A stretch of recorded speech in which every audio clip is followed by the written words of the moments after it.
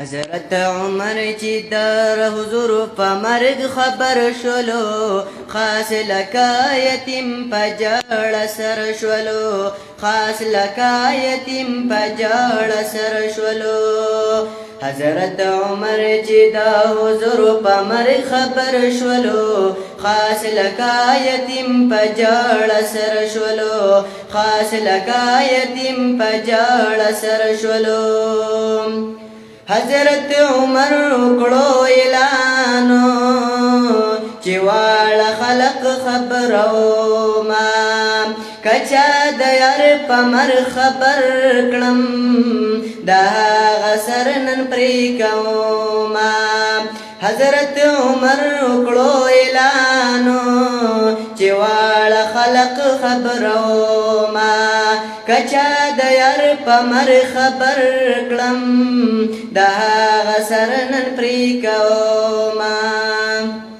تورې راواخیسته د کورونه را بهر شولو، خاص لکه یتیم په جړه سر شولو، خاص لکه یتیم په جړه سر شولو.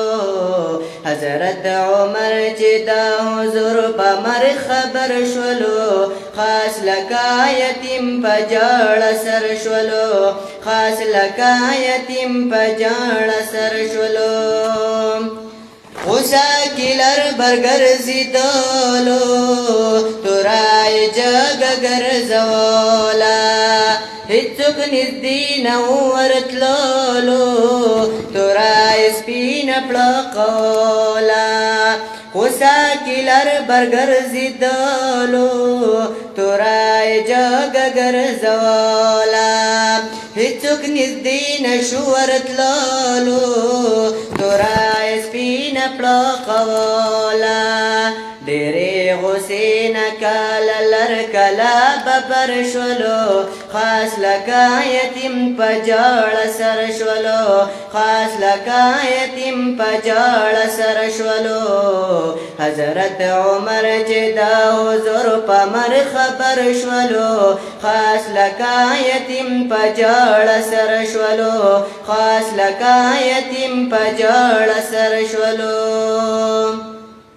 یو خوا رسول د مرګ زورو، بل خوا عمر ډېر په غوسه، عمر چې اسینه څوک خوږ کړي، صحابه دې ډېر خفا وو. ځکه پر یو صحابي جوړ تور محشر شولو، خاص لکه یتیم په جړه سر شولو، خاص لکه یتیم په جړه سر شولو.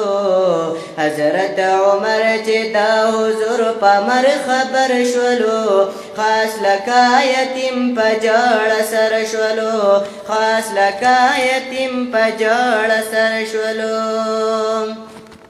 چې ابوبکر ورته راغی، ویلې عمر دا ته څه کړې، ولې نه چې څوک الفاظ ګوره ته پام کړه دا ته ښه کړې. د دې نه بعد حضرت عمر لږ برابر شولو، خاص لکه یتیم په جړه سر شولو. حضرت عمر چې د حضور په مر خبر شولو، خاص لکه یتیم په جړه سر شولو، خاص لکه یتیم په جړه سر شولو. دا دومره سخته غوندې ورځ وه چې اسمانونه په ژړا وو، اینا قراره څه خبر یي ټول عالمونه په ژړا وو.